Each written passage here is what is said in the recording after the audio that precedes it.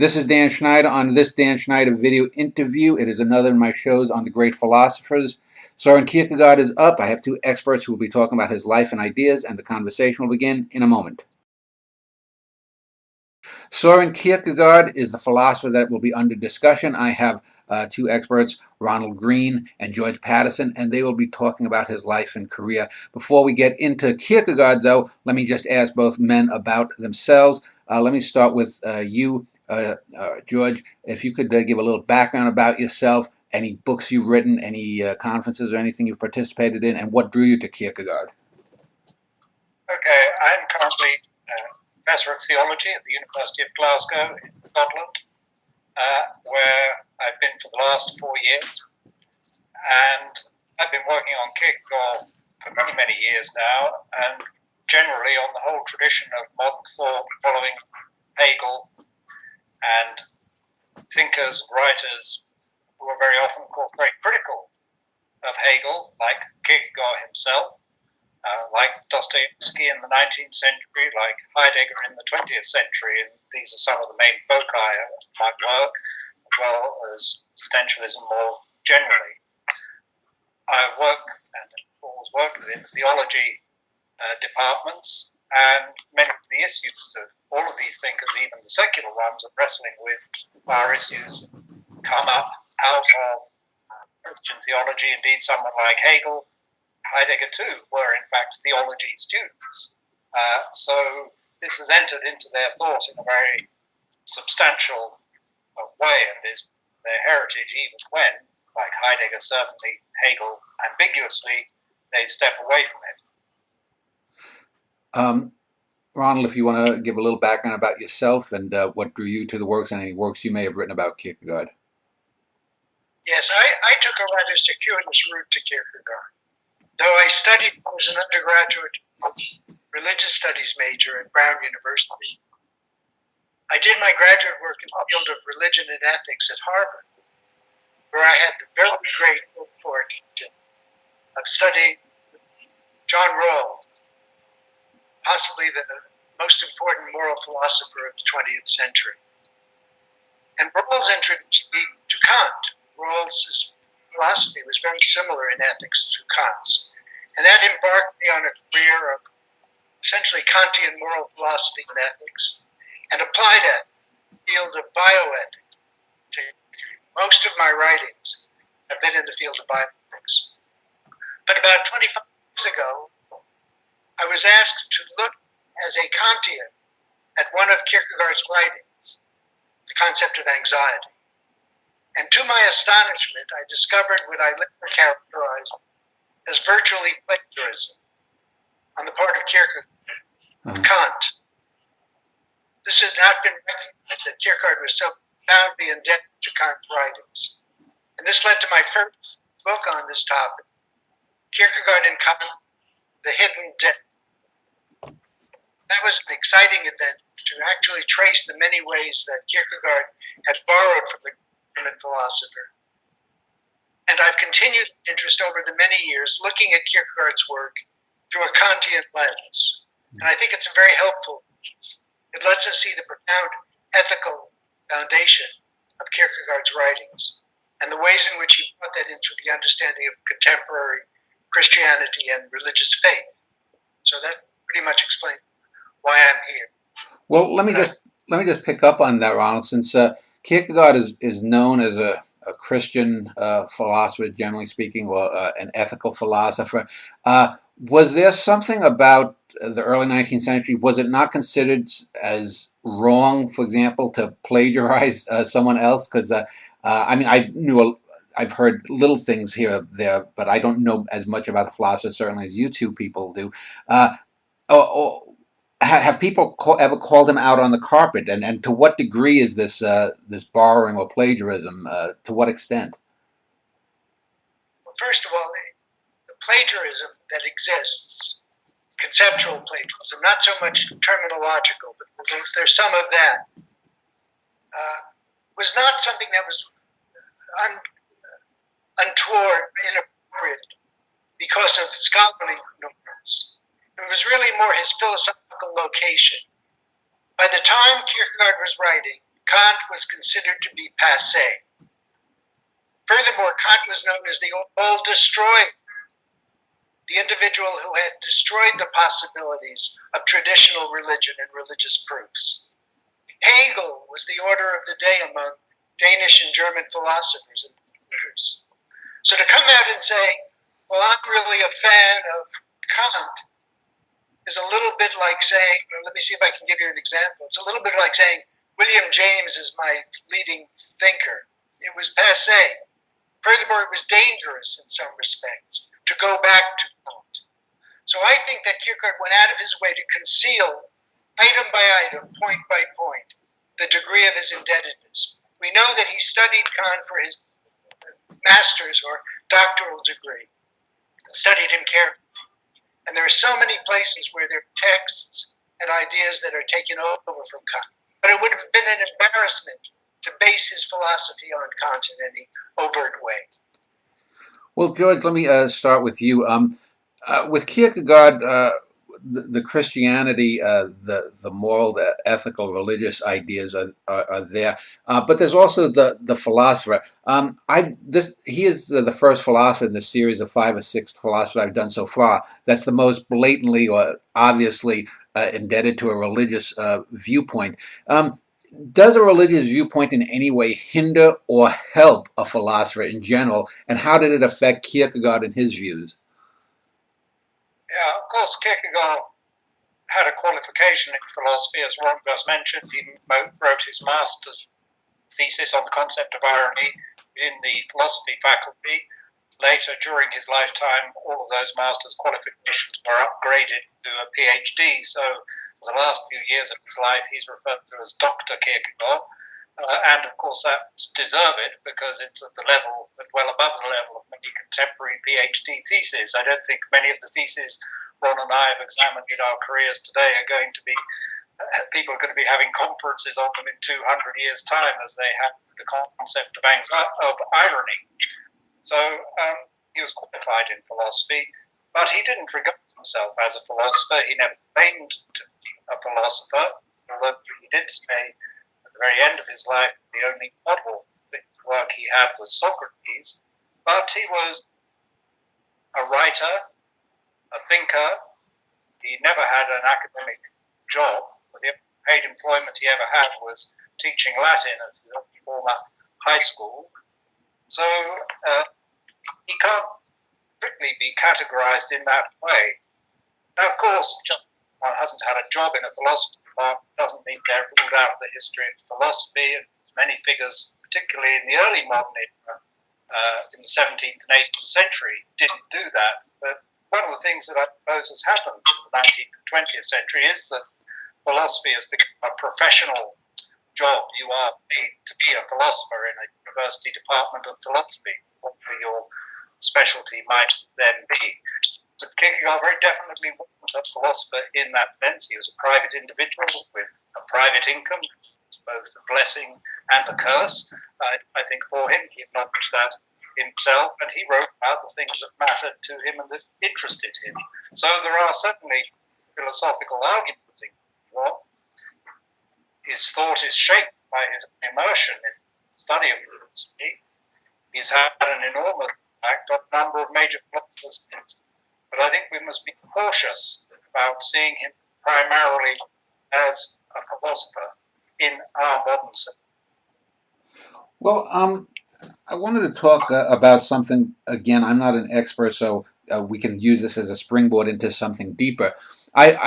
I found that in my cursory knowledge and readings of Kierkegaard that he tends to have what I might call a dualistic view, in the sense that he'll talk about subjective and objective truth, he'll talk about ethics or morals, or he'll talk about Jesus and Christ in terms of splitting these from things that most people would sort of lump together. So if I go through some of these, maybe we can parse out some of these things. Let me start with the idea of Christian ethics versus morals. Today, in modern society, when we think of the Catholic Church or we think of fundamentalist preachers, in Christianity at least, they always seem to make a divide between the moral and secular ethics. The term secular is often almost attached to ethics. What did Kierkegaard mean when he talked about Christian ethics? Did he see a divide between morals and ethics? Either one of you want to go? If you mean to divide between rationalist secular ethics of any stripe, be it Kantian or Mill, John Stuart Mill, or anything of the character, and Christian ethics, yes, he saw a chasm between the two. But we really have to be very, very careful in making that observation. The chasm is that Christian ethics takes the ethical demands much, much further than any secular ethics can. I believe very strongly that Kierkegaard was informed by Kant's ethics. And if we read works by Kierkegaard, like works of love or purity of heart, there are Kantian themes that come through in the subordination of oneself to the universal, to others, the so-called categorical imperative of putting one's norms in a universal perspective. These are themes that come through. But Christian ethics, per se, for him, is always beyond that. It is an ethic not of self among others. It's an ethic of self-sacrifice, of radical love for the neighbor, a love that is self-denying and is maybe the cause of suffering in one's life as well. Furthermore, Kierkegaard was absolutely convinced, unlike the secular ethics and unlike some people in the Kantian tradition, not Kant himself, he was absolutely convinced that no one can live up to the ethical demand. He appreciated the ethical demand. It was there. Do unto others, and so on. But nobody could live up to that in his view. And he felt that the requirement that you your own moral judge and your own moral guidance was a little bit like Sancho Panza kicking himself in the bottom as a punishment. No human being can be as severe on oneself as Christian teaching is on the individual, which declares everyone to be a sinner and in need of forgiveness and repentance. So those are the bases of the difference. It's not that he rejected secular ethics. He took it very, very far, then leaped beyond it into a radical Christian ethic of faith, self-denial, and love of others. I think we must also be a bit careful about reading our contemporary distinction between secular and religious back into the history of ideas, because Kant clearly wasn't, in our sense, a Christian thinker, and yet Kant was deeply informed by the Christian tradition. If you look at some of his writings about religion, he clearly had an immense knowledge of the Bible, which he could use as occasion demanded, but also, I think, the central ideas in Kantian ethics, some of the central impulses, one of the things that Ron's just been talking about, the ideal of disinterested love, go back to early modern Christian traditions in particular, both in what's called pietism, that's part of his own background, but also traditions as well. There was an enormous debate called the Quietist debate at the end of the 17th century in France about the idea of a pure love of God. Should we love God because God could reward us with eternal life or punish us with eternal damnation in hell? Or did we love God for no reason other than the desire to love God? And this last view was actually condemned and attacked. It was represented by a French thinker called Fenelon, who argued that we imagine a soul in a moment of death, knowing that in the next instant it was going to be damned to hell or perhaps condemned to oblivion. Would such a soul still have any reason to love God? And Fenelon's answer was yes, we love God, no reason at all. We must cultivate a pure God, a completely disinterested love of God. But we're going to get it from God, not because we're going to get rewards and punishments, but because that is the highest form of love. And I think one can see that running partly into Kant, one can run it into Kierkegaard. Kierkegaard, we know that. And interestingly, that connects also with a point Ron made, that Kierkegaard again and again comes back to this need for sacrifice. And this is one of the difficulties I think a lot of contemporary people have with him. This seems almost to be something masochistic. sometimes in Kierkegaard. You have to suffer if you're really loving God. But Fenelon actually rightly nuanced this, because he said, well, maybe God doesn't want you to suffer. Maybe God is happy for you just to carry on in your life and be happy. And sometimes people make religion too difficult for themselves. You can see in a lot of his letters to the people he gives spiritual guidance to, they're wanting to do really difficult things. They're wanting to give up and do difficult things. And he says, no, this is too much for you. Just do the thing you've got to do. An ordinary bourgeois person carrying on in your job. Don't try to be the super Christian. And one could say, particularly in the late 1840s, Kierkegaard gets obsessed, we could say, as to whether to go further, whether he's got to become kind of super Christian. And he's torn backwards and forwards about this. You'll read one set of writings in his journals that says, yes, I do have to be sacrificed. I am the one who's going to be sacrificed to bring Christianity back to itself. And on the other hand, you find another set of writings where he says, no, I'm not the super Christian. I'm not a prophet. I'm not a reformer. I'm just a Socrates asking people to think about it. So he's torn about this. But in any case, I think it is clear that works of love make it clear that we don't love God, we don't love our neighbour for the sake of any reward we're going to get out of it, because it's going to make us feel better, because we're going to go to heaven, but simply because it's our duty to love, full stop. It's a categorical imperative, if you like. It's unqualified. Well, let me talk about his concepts of God.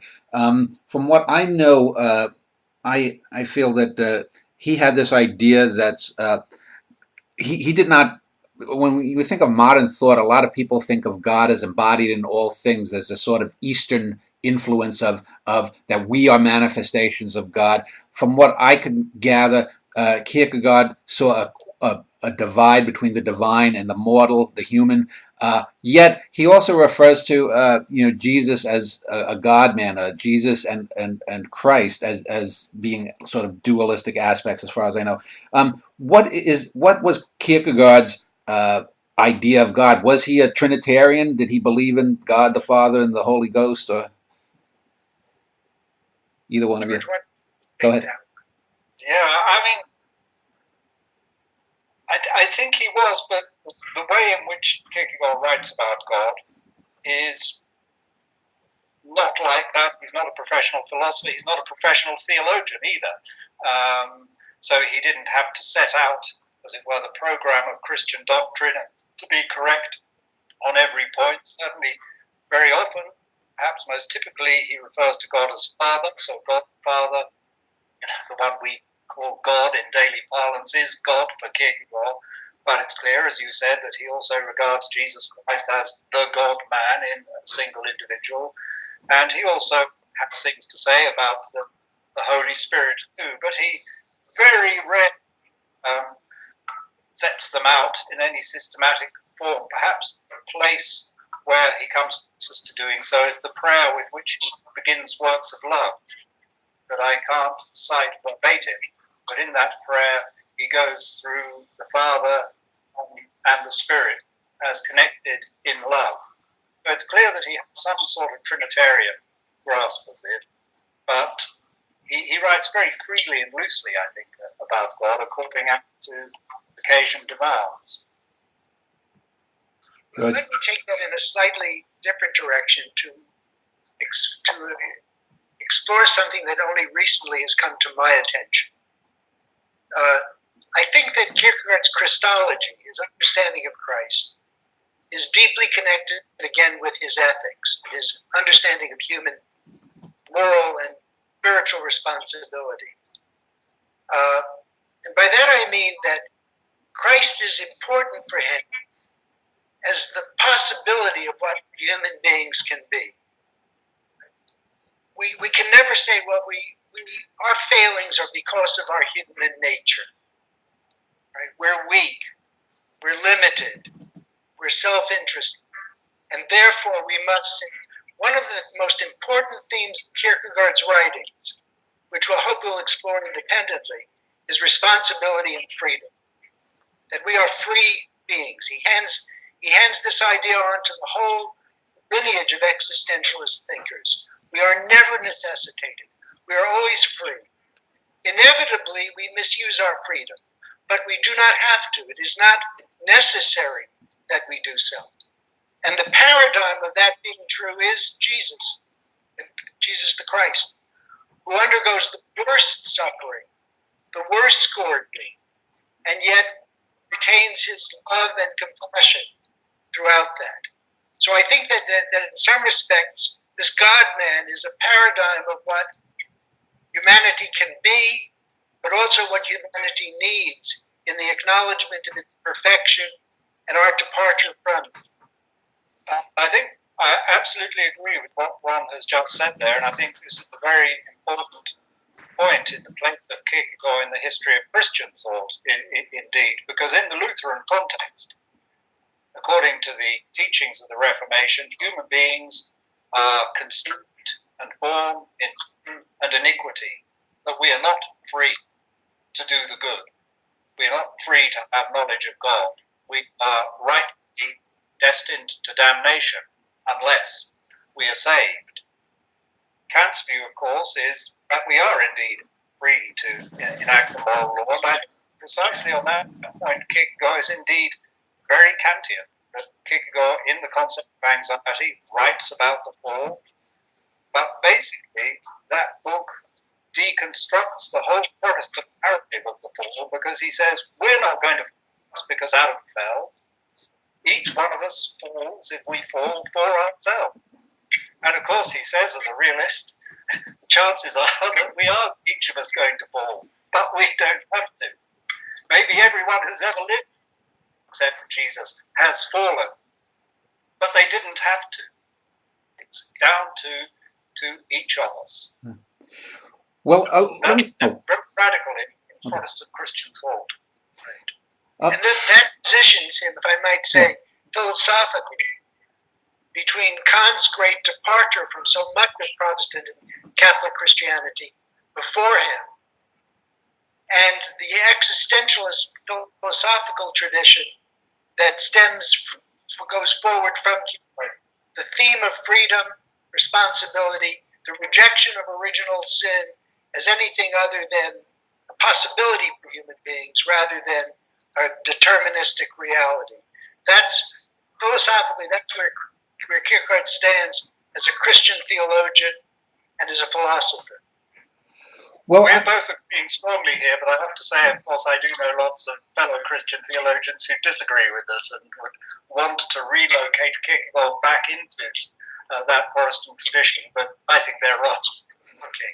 Well, let me talk about the idea of truth. And as we're recording this in early January or mid-January of 2018, over the last few months, the idea of truth in modern society has come under scrutiny, especially with scandals about women claiming sexual abuse or worse in the hands of big Hollywood producers or politicians and whatnot. And you often hear a term like "my truth," which has that subjective tinge to it. A woman will say, well, my truth is that I was harassed and whatnot. And in the last decade or two with DNA testing, we've seen men who were sent away for prison for rape.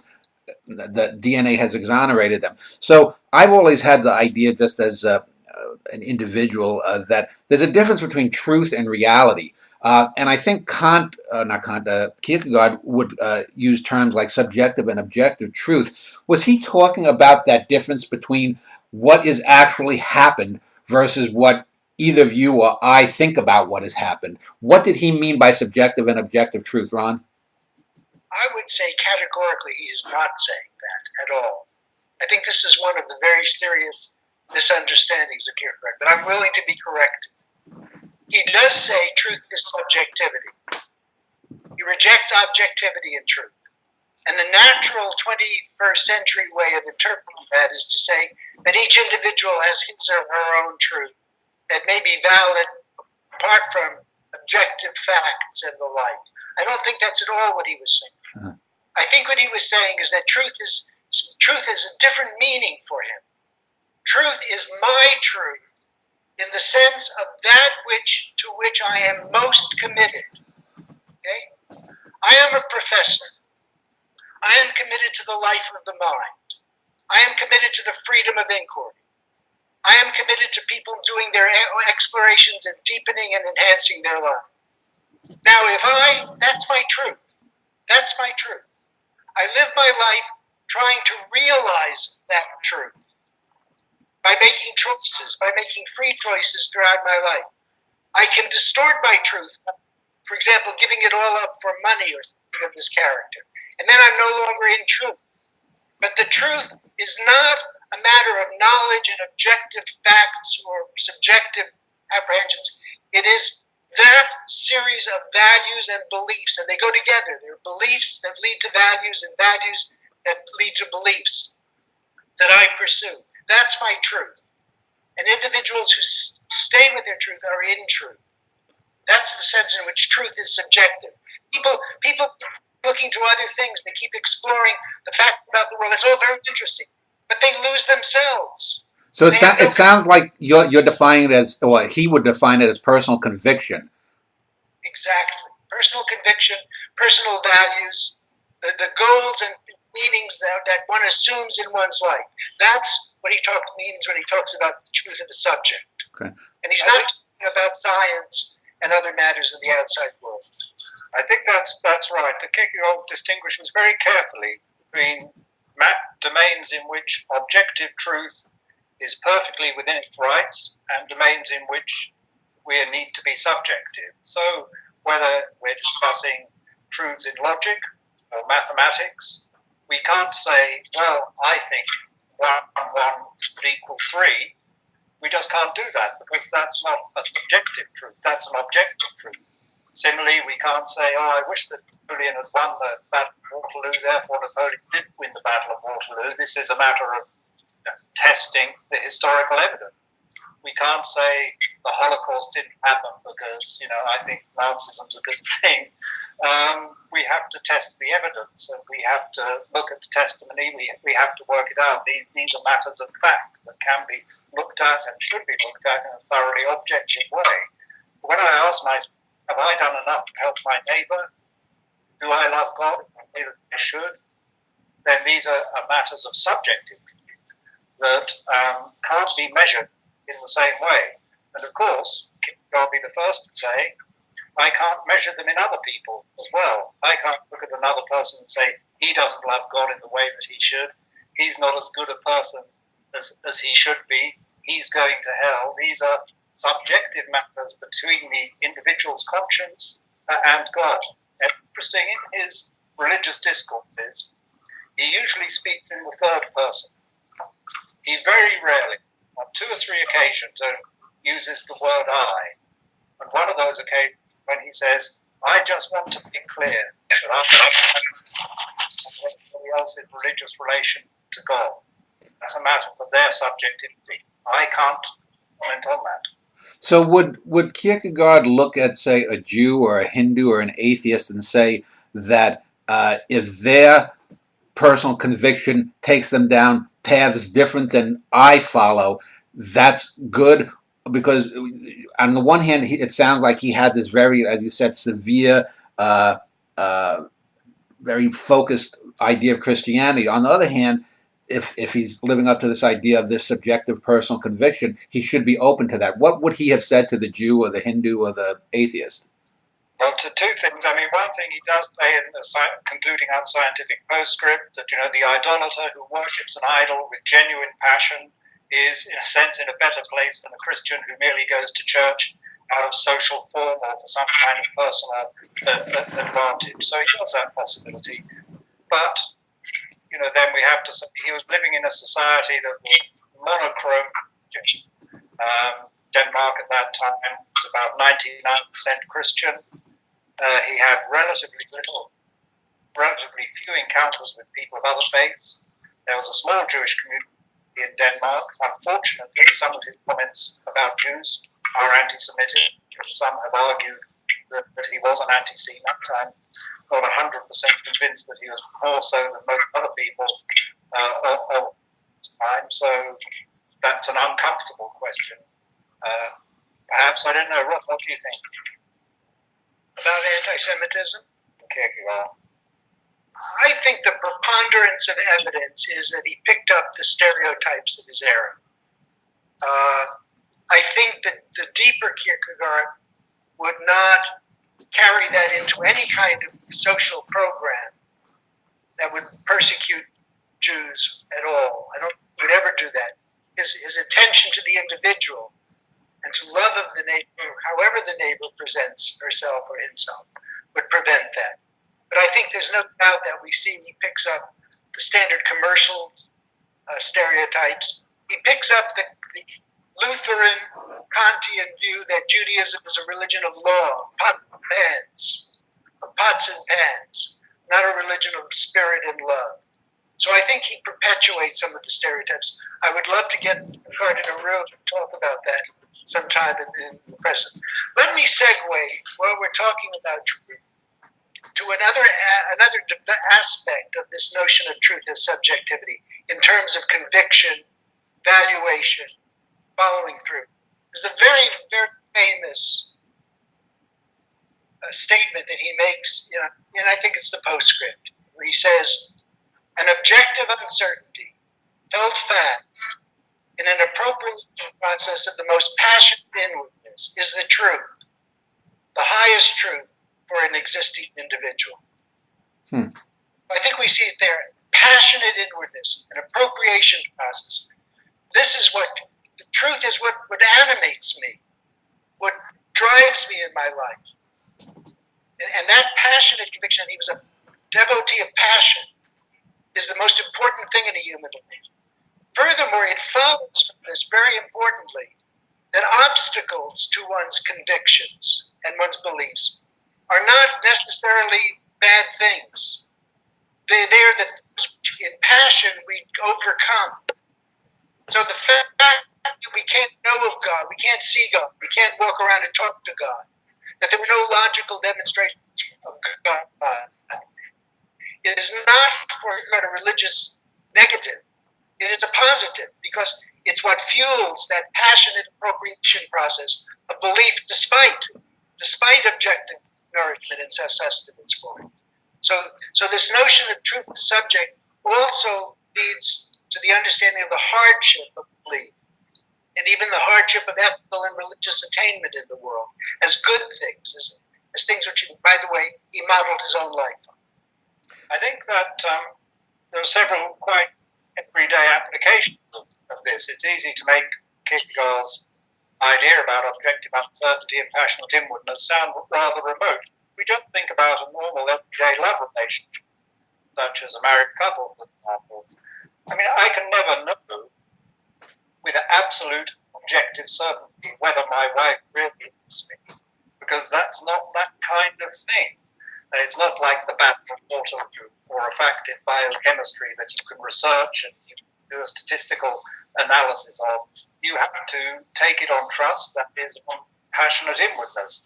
And of course, literature, Shakespeare, plays, and others are full of stories about husbands, or it may be wives, doubted their partner's fidelity and have set various traps or tests in order to prove them, and it always ends badly, either comically or tragically.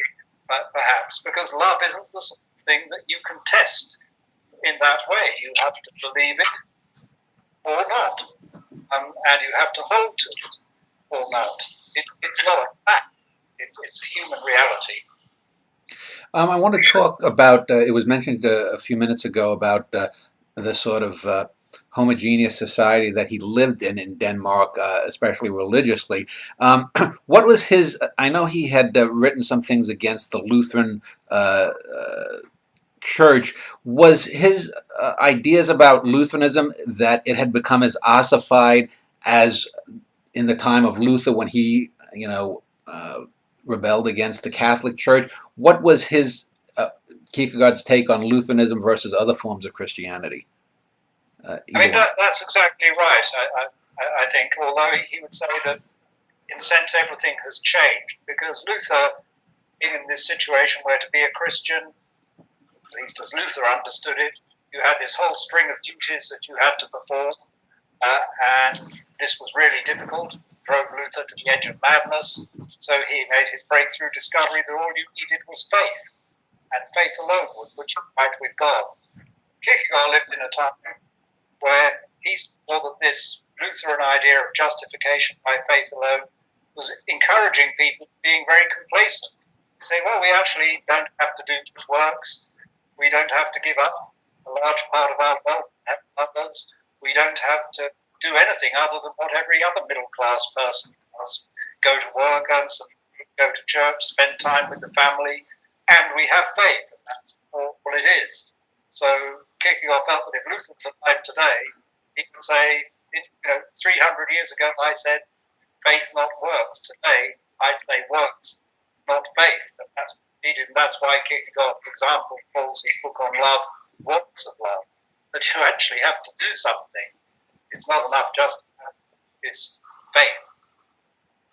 To put this very succinctly, one could quote from a thinker influenced by Kierkegaard almost 100 years later, Dietrich Bonhoeffer, the German past theologian who was executed by the Nazis for his opposition to the regime. He called it cheap grace. Cheap grace. Grace earned by not striving. Grace earned by not risking, not sacrificing. I think that what Kierkegaard opposed in the Protestant tradition he saw around him was something like cheap grace and his downplaying, once again, of works and responsibility. That's exactly right. I mean, one of my students did a thesis on Bonhoeffer, which involved him going to Bonhoeffer's surviving library and looking through his copies of Kierkegaard books. And you can see from his underlinings, his marginalia, he's drawing very directly on Kierkegaard for some of his thinking about just these matters. So one of his best-known books is called Discipleship. It used to be translated as The Cost of Discipleship, and that's precisely the point. I don't think we could imagine a Kierkegaard any more than a Bonhoeffer living comfortably with any totalitarian regime such as the Nazi regime. He'd always be questioning it and being the odd one out. Another of Kierkegaard's famous aphorisms is that these people believe they're Christian because they're born in a Christian nation. That Christianity is like one's national citizenship or something like that. And so he deeply opposed the religious community around him, the church, which he saw as formless, worldly in every way. And toward the end of his life, George can perhaps help us fill out, he undertook a bitter attack on the church around him. When he died, his coffin was brought into the main cathedral of the city, and the students did actually wrest the coffin away because they felt that the religious establishment was trying to take over and own Kierkegaard, whereas they, the younger generation, with their independence and new ideas, felt that he was the individual who stood out from the crowd. Let me just ask this: would you say that the idea that he propagated about the single individual was sort of his way of looking at Christian faith as not being a noun? You are not a Christian. You do Christian acts. You become a Christian by doing. I think that's very funny. Yeah. Absolutely. Yeah.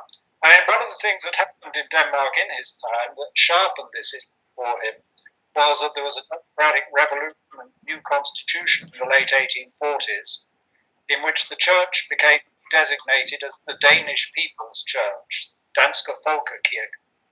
And the constitution said that the church would be established, it would be the established church of the land, as long as the majority of the Danish people wished it to be. So that, in other words, this turned the church into a kind of democratic open forum that vote as to whether your country would be Christian or not. And for Kierkegaard, this was a complete perversion of the idea of Christianity or any religiousness, I think. And taking off on that, would he have viewed Christian faith as a responsibility rather than just a state of being? Absolutely. It was one of the titles of one of the discourses in Works of Love is Remaining in the Debt of Love. And I think that's a kind of beautiful title and idea that, there are some debts we ought to get rid of as quickly as possible. I'm sure Kierkegaard believed we should pay our debts to tradesmen or to people who've lent us money. But there's one debt we ought to remain in debt to, and that's the debt of love, that we have to go on paying the debt for our entire lives. We don't stop. When I last taught my course on Kierkegaard, in one of the sessions dealing with his attack on the church, I played some video clips of Pastor Joel Austin, who, as you may know, is an advocate of the prosperity gospel. Yeah. Right? For whom Christianity is a ticket to wealth and success in the world. And I would ask the students how they would think Kierkegaard would relate to that. Nothing could be more, there couldn't be two greater opposites in the world than Joel Austin and Soren Kierkegaard. Yeah. No prosperity. It's not the prosperity gospel. His is the gospel of suffering. It's discipleship. It's commitment. And interestingly, and I think George mentioned this a bit earlier, it is not a faith of judgment of others. He repeatedly tells us, you cannot make a judgment about another person's faith at all. You must only judge yourself, not the other person. So many of the features associated with contemporary conservative evangelical Christianity today, the emphasis on worldly success, the use of the Bible as a talisman rather than as an instructional text, the judgment of others, the strict ethics for others, and so on. This is completely anti-Kierkegaardian, in my opinion. Well, would he have looked at, though, say that this is for in this life, someone who is that practicing Christian, that believer who has that sense of responsibility, though, will get eternal reward? Was he a believer in that? I think he did believe in that. His grave says that he's yearning to walk and talk with Jesus. It's inscribed on his gravestone. So I think he believed that in eternity. I also believe that in eternity, some of his deepest wishes would be fulfilled. And one of them, maybe we could get into that, was a reunion with his beloved.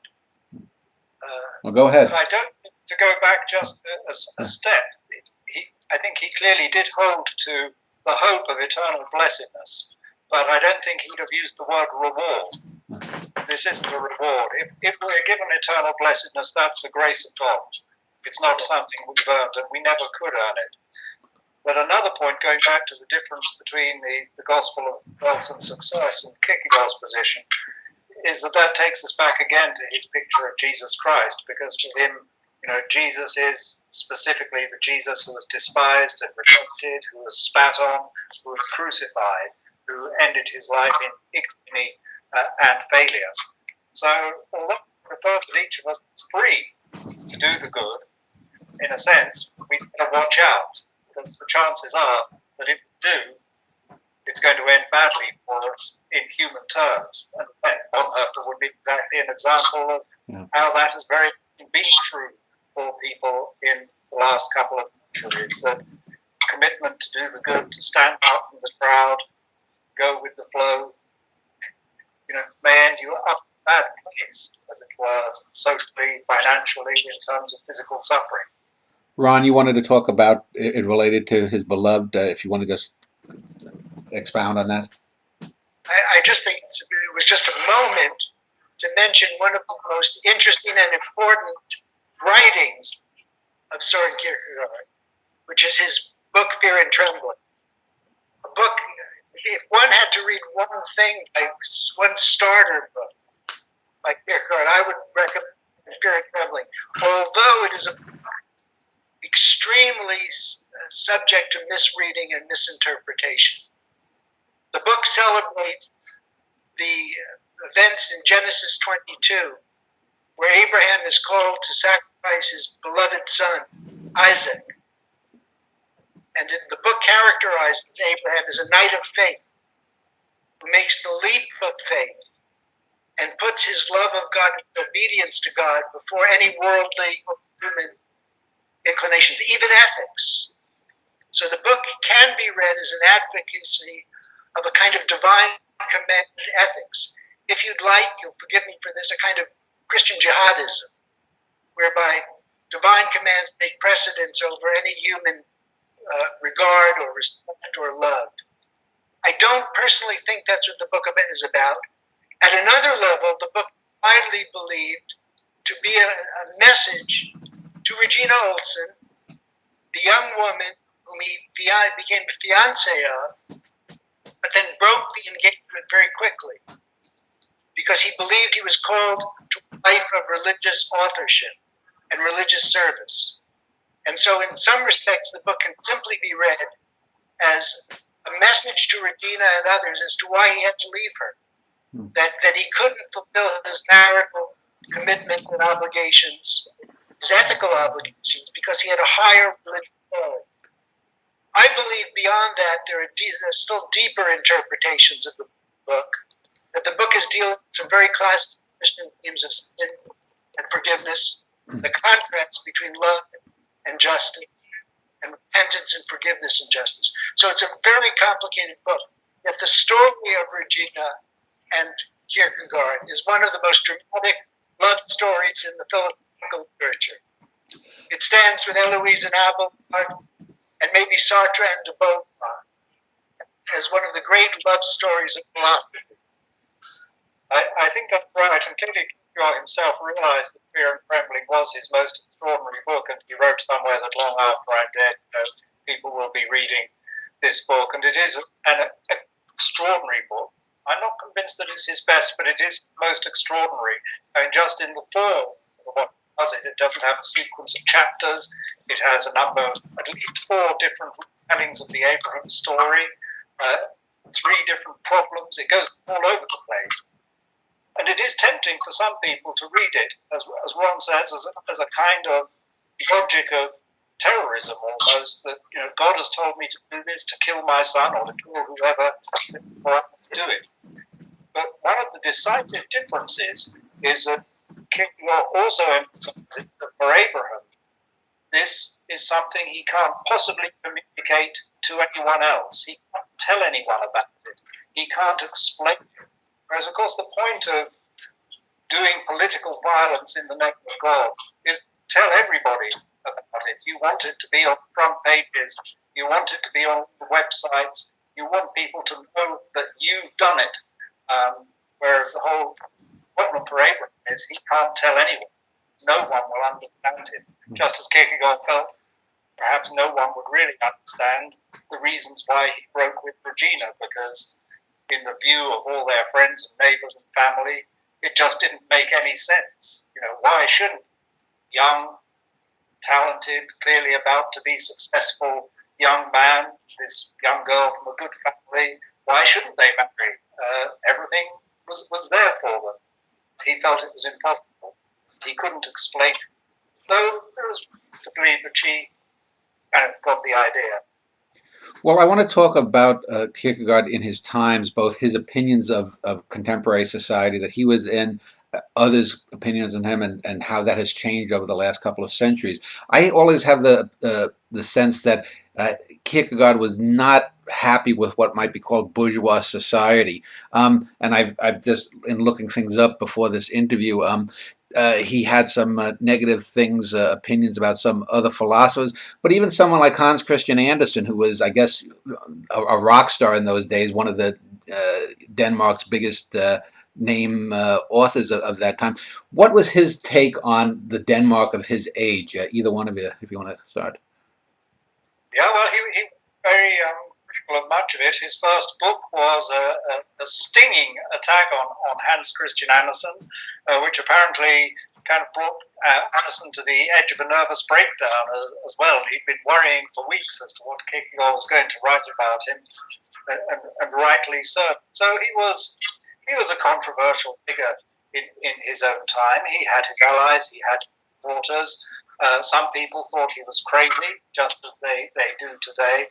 One of the things I find most touching in the collection of letters is one of them is a letter badly written, very badly spelt, from clearly a very working class woman who just writes and says, "Dear Mr. Kierkegaard, I've always read your religious writings and got great speaks from them. Thank you for writing them." It's wonderful in a way to think that this person whom we regard as the epitome of the intense, difficult intellectual could also speak, to someone who might have been a meaning woman or was fairly literate. I think that's quite a testimony to the real seriousness of his thought, not the kind of seriousness that manifests itself in lots of different philosophical words, but the kind of seriousness that really goes to the issues of the heart. There's another side to that. In his earlier days as an author, Kierkegaard loved to walk the streets of Copenhagen, to see people. He often said that I'm the only one that appreciates the working men and women of the city, the fishmongers and the others. So he was never separated from he didn't want to be separated from the ordinary person living his or her life. And that became a problem later. He became the object of ridicule in a satirical newspaper that caused him to become a laughingstock as he walked the streets. He found that especially painful because it separated him from the people, the ordinary person that he cared for so much. There's one other thought that I would add here that's very important in terms of what he thought about his time. Let's remember, this was a time of prodigious developments. We think of the steam engine, the telegraph, things that were happening. People in the 19th century felt that they were going further than anybody before. They were making great progress. In one of his most important utterances, Kierkegaard says, no generation goes further than another. No generation goes further. We all have the start and the same struggles. The basic struggles of human life are learning to live as a human being, learning to love other people, learning to forgive ourselves, and so on. And those struggles go on no matter, the internet doesn't make a difference there. The iPhone doesn't make a difference. Facebook doesn't make a difference. We're all going one human life, so that each generation must live its life and reveal its commitments. And a generation can succeed or fail in doing that. I think that's an implication of Kierkegaard's thinking. An interesting corollary of that, another feature of his time that has perhaps got even more so now, comments on it, that people are starting to produce what we could now call self-help manuals, how to make more money, how to have a better sex life, how to have better personal relationships, and that sort of literature was starting to develop then. Here's 10 points to follow to make you happier. And Kierkegaard rejected that as well, because for him, you can't reduce being happy or having good human relationships to any kind of plan. It's not something you treat objectively in the way that you can many other things. Well, let me ask both of you, is there, if you each could point out, say, one aspect of his writings or his thoughts that has been undervalued or misunderstood. Let me start with you, Ron. I think it would be, for me, the truth is subjectivity. I come back to that. Because the immediate impulse is to say that everybody has their own truth. And as George pointed out, that's not Kierkegaard's view. There is objective truth, and we have to keep to that in our era. There's so much falsehood. There is truth, and Kierkegaard is not a supporter of subjectivity in that sense. But the most important truth in our life is our truth as a human being and the realization of that. Another of Kierkegaard's statements is that life is lived forward and seen backward. Right? We don't know the plan for our life. There's no 10-step. And there's no 10-step going forward. We make choices at each moment, and we're committed to making the best choices we can make. We don't know where that will take us in the future. The meaning of our life will not be understood until we take our last breath. Kierkegaard asks, is there such a thing as an existential system? He says, no existential system. An existential system is impossible. And by that he means you cannot systematize a life, put it all in order, understand it, make it deterministic. You can only live a life, and that life is not a system until you have finished your life. It's not whole. You can reverse the meaning. I'll give you one concrete illustration from our contemporary scene. We think of some of the men now being accused of sexual misconduct of the worst sort, right? without getting into the rights and wrongs of every one of those accusations. These are men whose life has changed its meaning through the course of their choices. So that reminder that we are making our life at every minute and that we can undo our life at every minute is something that I think we all have to look from Kierkegaard. I think the most prominent example of that, for me, has always been Marshal Pétain, the French general, who was the hero of the First World War because he was commander of the French army at Verdun, the breakthrough of the German army. If he had died in 1939, he would have died as a national hero. He would have been buried in the Pantheon with full honors. And of course, he became head of the Vichy regime, collaborationist with Nazis, and he ended a few years later as a war criminal. And there's someone who you just couldn't predict. Yeah. That's how it would tragically and sadly end his life. Coming back to what kicking off for me, I think I endorse everything Ron said. A lot of my work, for years or so, has been focused on Kierkegaard's religious writings that were neglected for a long period. What are sometimes called his upbuilding or edifying discourses, which he wrote and published under his own name alongside his pseudonymous books. And they're extraordinary repositories of insight into the human condition. Sometimes I've had myself realize that this guy who's just 32 or 33 when he's writing these in his early 30s, where did he get all this insight into how human beings are, how they perceive themselves, how they strive, how they pick themselves up? Wonderful insight. And I think also if we those, we get another angle on him, because he's often called the melancholy Dane, and people see him as not only intense and serious, but maybe even a bit depressive and gloomy. What do you want to read Kierkegaard for? But these are definitely quite joyful.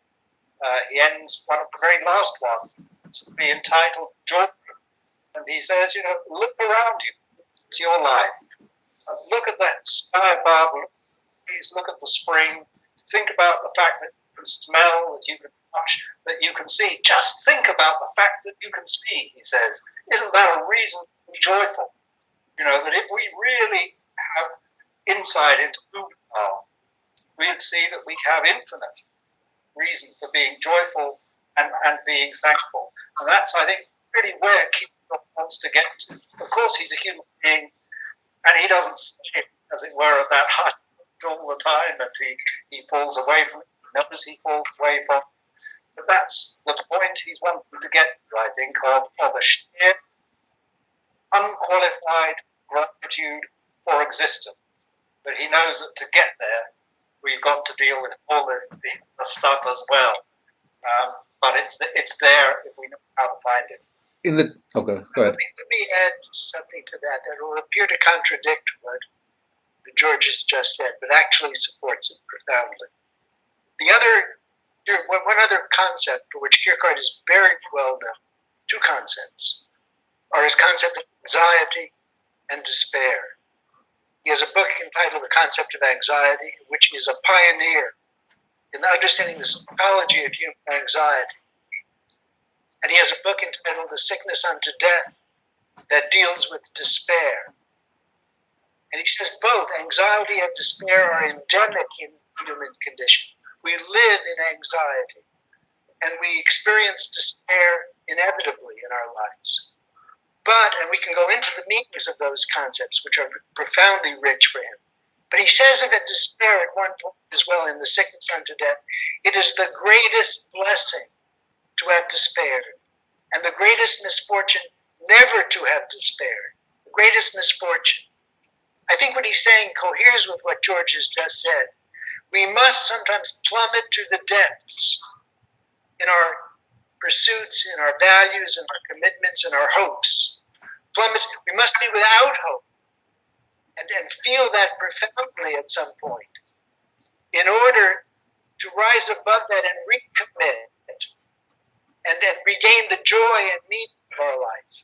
I can illustrate that very briefly with somebody like Winston Churchill, who was profoundly affected by despair in the course of his life. And some of the moments in his life, we see how prodigious that despair was in his case. It gave him the strength and it marshaled energy and enthusiasm to go on.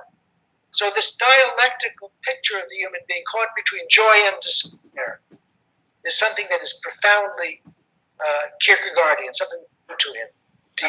Honesty is a key word there, isn't it? Because when he says in Sickness Unto Death that the only remedy for despair is despair, that the first step to get beyond despair is to face up to the fact that you are in despair, and kind of one of the endemic problems I think he saw in his time and perhaps in all times is that, we meet someone on the street and say, "How are you doing?" And I say, "All right, yes, it's fine."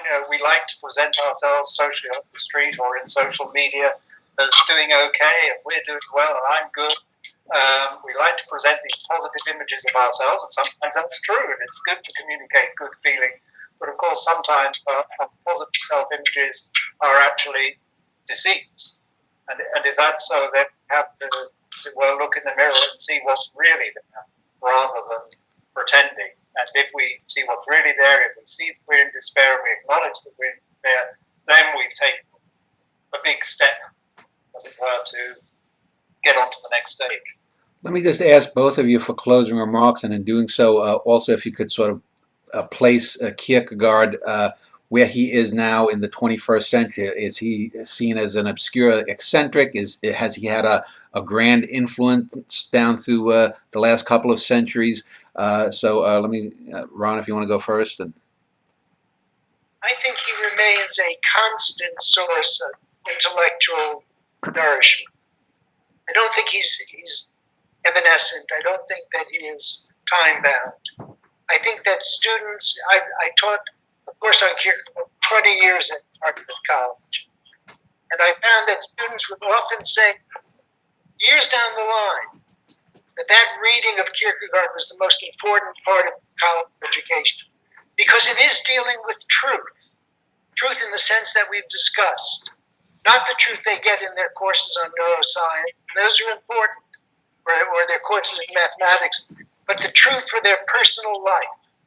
So anybody who reads Kierkegaard, and hopefully they read it with assistance, and not just to take what they understand to be the case, but are challenged and engaged in dialogue, those will find this one of the most important contributions to a liberal education, to a life course.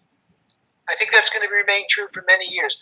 I regard Kierkegaard, and George can argue with me here, as one of the leading thinkers of the Christian tradition. I think, we can speak about a St. Paul, a St. Augustine, a Thomas Aquinas, a Martin Luther, Calvin, but I would put Kierkegaard on that list, and it's not a long list. George? Yeah, well, we started off with Kant, and I think, Kierkegaard clearly wasn't Kant. There's no argument that Kant was one of the great figures of Western intellectual tradition. You can say the same of Descartes, go back further to Aquinas, Augustine, Plato. And there are some people who say that these are the pillars, as it were, on which Western thought rests. Kierkegaard's never going to have that kind of position, precisely because of the ways we've touched on. He's such an awkward customer in many ways. He was a difficult and complex person, a difficult and complex writer very often, and sometimes he meant to be as well as very funny, very, very humorous. So he's more of a marginal figure, a provocation, but he's always going to be around. And because he is so many-sided, he's always keep coming back from different angles as well. Sometimes people see him as a source of Christian devotion, sometimes his writing, sometimes his philosophy. Different aspects come in according to the context. With regard to his place in the Christian tradition, it's, again, I wouldn't quite say he's there with Augustine, Luther, great canonical figure of the tradition, partly because, in terms of British politics, let's say, maybe leader of the loyal opposition. He's always going to be on opposition benches. He's never going to be on the government benches. And probably even on opposition benches, actually, he's not going to be a front bencher. He's going to be a back bencher, standing up and asking difficult questions, voting against his own party.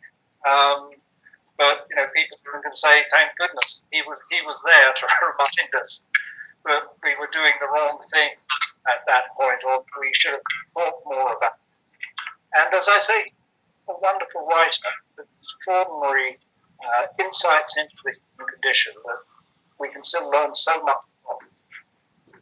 Well, I will link to both of your pages, your university pages below this. Anyone wanting to find out more about Kierkegaard can look there, as well as contact both of you. So thank you for spending an hour or so to speak about this. Yeah, well, thank you for the questions and for setting this up. It's been good to see you again, Ron, even if you're a few thousand miles away. Very enjoyable. Thank you so much.